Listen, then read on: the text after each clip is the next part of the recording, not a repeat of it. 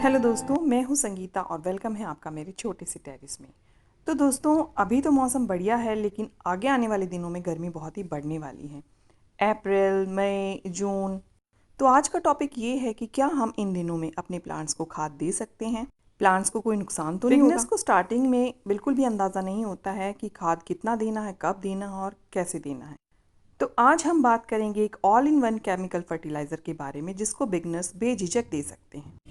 ऐसा होता है ना दोस्तों कि आजकल ज़्यादातर शहरों में रहने वालों को शौक तो बहुत होता है कि फ्री टाइम में गार्डनिंग करें, अपने घर को या फ्लैट को हरा भरा बनाएं।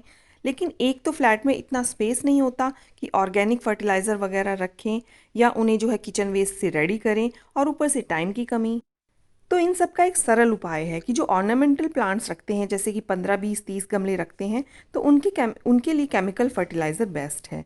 हाँ, साल में 2 बार ऑर्गेनिक फर्टिलाइज़र देना ज़रूर चाहिए, जैसे कि फरवरी मार्च या फिर अक्टूबर नवंबर के बीच में। ज़्यादा केमिकल फर्टिलाइज़र से भी मिट्टी का पीएच बैलेंस बिगड़ जाता है। तो झंझट से बचने के लिए केमिकल फर्टिलाइज़र का यूज़ कभी कभी करने में कोई बुराई नहीं है, लेकिन ये जानना बहुत ज़रूरी है कि कितनी मात्रा में और कितने इंटरवल पर हमें देना चाहिए। तो केमिकल फर्टिलाइज़र और उसकी मात्रा को देखते हुए मुझे एक छोटा सा किस्सा याद आ गया है। जब मैं भी शौकिया तौर पर ही 10-15 गमले रखती थी, क्योंकि बच्चे छोटे थे और इतना टाइम भी मेरे पास नहीं था। तब एक दिन मेरे फादर इन लॉ, जो कि खेती बाड़ी भी बहुत अच्छी तरीके से जानते थे, हालांकि वो एक रिटायर्ड पर्सन है, आर्मी से रिटायर्ड पर्सन है। तो रिटायरमेंट के बाद उन्होंने फिर अपनी खेती फिर से स्टार्ट कर दी। तो तब उन्होंने बड़े खुश होकर जो है गांव से केमिकल फर्टिलाइज़र लाए कि भाई बहू खुश हो जाएगी, मैं इनमें प्लांट्स में डाल दूंगा और ये हरे भरे हो जाएंगे। तो वो जो है गांव से कुछ केमिकल फर्टिलाइज़र लेकर आए, जैसे कि शायद मुझे लगता है यूरिया लेके आए होंगे, क्योंकि खेतों में तो अगर हम डालते हैं कोई भी केमिकल फर्टिलाइज़र डालते हैं या ऑर्गेनिक डालते हैं, तो वो बहुत मात्रा में होता है, उसकी मात्रा बहुत अधिक होती है। बस हाथ में ऐसे लिया और पूरे में बिखेर दिया, क्योंकि ज़मीन में तो कोई इस तरह से प्रॉब्लम नहीं आती है। तो वो थोड़ा सा एक मुट्ठी ले आए होंगे और उन्होंने सोचा कि बहू बहुत ही खुश हो जाएगी, तो उन्होंने जो है थोड़ा थोड़ा करके मेरे 10-15 जो भी गमले थे सब में बिखेर दिया। इंटेंशन उनकी बहुत अच्छी थी, लेकिन उन्होंने तो लार्ज स्केल पर खेती की हुई थी। कई एकड़ खेतों में, ज़मीन में उन्होंने जो है खेती की है। तो गमलों की जो लिमिटेड मिट्टी है, तो उसमें बहुत ही अंतर होता है। आज इस बात को सोचकर बड़ी हंसी आती है, लेकिन उस समय बड़ा दुख हुआ था कि दूसरे ही दिन मेरे सारे प्लांट्स जो है सूख सूख कर डंडी हो गए, पत्ते सारे जो है ना बिल्कुल सूख गए, ड्राई हो गए। तो उन्होंने तो गमलों के हिसाब से फर्टिलाइज़र कुछ ज़्यादा ही डाल दिया था। तो ये बात आज से 18-20 साल पहले की है। तो कहने का मतलब ये है कि केमिकल फर्टिलाइज़र को सही मात्रा में होना बहुत ज़रूरी है, वरना नुकसान भी कर सकता है। तो केमिकल खाद दो तरह की होती है। तो देखिए, एक तो ये होती है ब्लैक कलर के जो दाने से हैं, ये है डीएपी, और ये जो है ये है एनपीके बैलेंस, यानी कि एनपीके 19-19-19 या 20-20-20। तो इसमें नाइट्रोजन, पोटेशियम और फॉस्फोरस तीनों ही चीज़ बैलेंस होती हैं। तो ये होती है वाटर सॉल्युबल, और इस घोल को यदि आपने 24 घंटे के अंदर ही इस्तेमाल कर लेना है, वरना ये ख़राब हो सकता है। तो देखिए, इसको कैसे यूज़ करना है, इसकी क्वांटिटी कितनी होनी चाहिए। मान लीजिए ये बॉटल में 5 लीटर पानी है, वैसे तो ये 2 लीटर ही है, लेकिन 5 लीटर मुझे बाल्टी में रखना पड़ेगा। तो मान लीजिए 5 लीटर पानी है, तो इसका ये आधा चम्मच, आधा ये मैं तो ये प्लास्टिक ही यूज़ करती हूँ।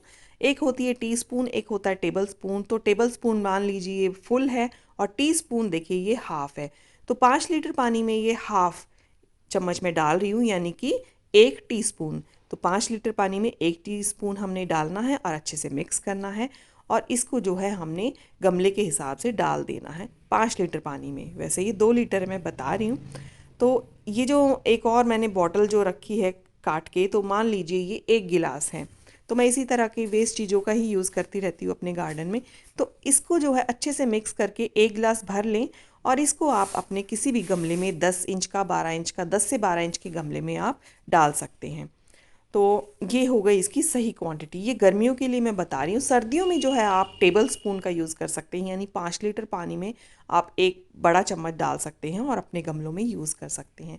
तो इसको जो है 1 गिलास पानी को आप गर्मियों में जो है, ये थोड़ा लिमिटेड सा हो जाएगा, ज़्यादा हैवी नहीं होगा, तो ये कोई नुकसान नहीं करेगा। और इसी को हम अपने पत्तों पर भी स्प्रे कर सकते हैं। पत्तों पर स्प्रे करने के लिए हम थोड़ा और क्वांटिटी कम करेंगे, क्योंकि वो डायरेक्ट उन पर स्प्रे होगा, मिट्टी में नहीं डलेगा।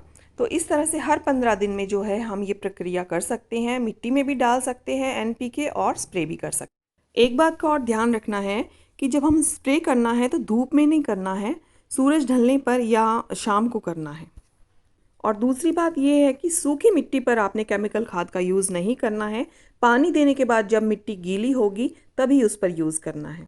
अगर सूखी मिट्टी पर आप केमिकल खाद का यूज़ करेंगे तो एकदम से जो है केमिकल खाद की हीट जो है उन प्लांट्स की जड़ों को जला सकती है।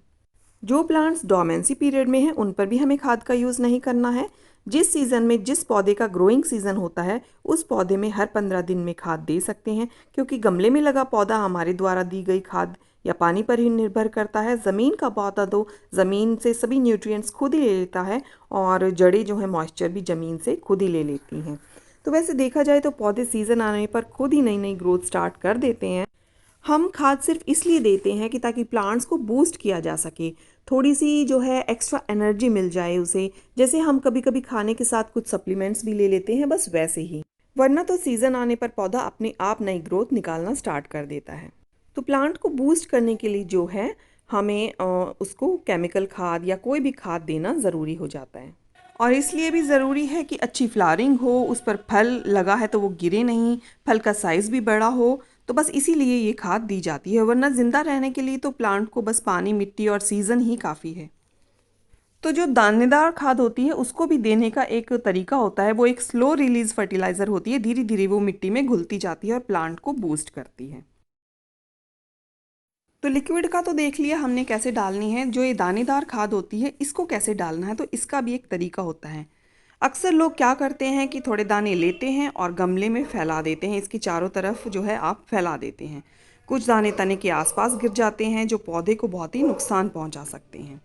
यहाँ पे डल जाएंगे तो पौधा आपका रातों रात भी सूख सकता है। तो सही तरीका क्या है कि एक साइड की मिट्टी में हम थोड़ा सा गड्ढा कर लेंगे, ज़्यादा नहीं। 10 इंच का गमला है तो 10 दाने, और 12 इंच का गमला है तो 12 दाने, इस तरह से हम लेंगे और इस गड्ढे में हम डाल देंगे। तो देखिए इस तरह से पहले हम गड्ढा कर लेंगे, थोड़ा सा करीब करीब 2 इंच के करीब कर लेंगे, 1.5-2 इंच के। और थोड़े दाने, जैसे मैंने बताया कि 10 इंच का गमला है तो 10 दाने, और 12 इंच का गमला है, गमले के हिसाब से हम लेंगे। 8 इंच का है तो 8 से 10 दाने आप ले सकते हैं, और हम इस गड्ढे में डाल देंगे साइड में करके। तो ये देखिए ये 12 इंच का गमला है तो ऐसे ही 12-13 दाने हैं और हमने इसमें डाल दिए हैं और मिट्टी से इसको कवर कर दिया है। इस तरह से जो है ये धीरे धीरे जो है मिट्टी में, जैसे जैसे हम इसमें पानी डालेंगे धीरे धीरे ये मिट्टी को न्यूट्रिएंट देता रहेगा और आपके प्लांट को भी कोई नुकसान नहीं होगा। तो ये तरीका हम दिन में भी कर सकते हैं, क्योंकि हमने मिट्टी में डाला है, हमने तने के आसपास नहीं डाला है। तो अब इसमें थोड़ी सी और वाटरिंग कर देंगे, लेकिन पहले भी वाटरिंग ज़रूरी है। तो इस तरह से हमने खाद देनी। तो आज बिगनर्स के लिए मैंने 2 टाइप की खाद बताई, एनपीके बैलेंस और डीएपी। तो एनपीके बैलेंस को हम पानी में घोलकर यूज़ करेंगे, उसका स्प्रे भी कर सकते हैं, यानी पत्तों को अच्छे से भिगाना है। और जो डीएपी है उसको हम मिट्टी के अंदर डालेंगे। तो खाद का इस्तेमाल ज़्यादातर शाम को करें तो बेहतर रहेगा, और खाद देने से पहले हमें अच्छे से वाटरिंग करनी है। जब वो पौधे पानी पी ले उसके बाद हमें खाद देनी है। तो उम्मीद है आज का वीडियो आपको पसंद आया होगा, और अगर पसंद आया है तो प्लीज़ इसे लाइक ज़रूर करें। अगर आपको मेरी वीडियो थोड़ी सी भी इंफॉर्मेटिव लगी है तो इसे लाइक ज़रूर करें, और मेरे चैनल पे नए हैं तो इसे सब्सक्राइब भी प्लीज़ ज़रूर करें। तो मिलती हूँ किसी नेक्स्ट वीडियो में। Till then bye and happy gardening and keep gardening.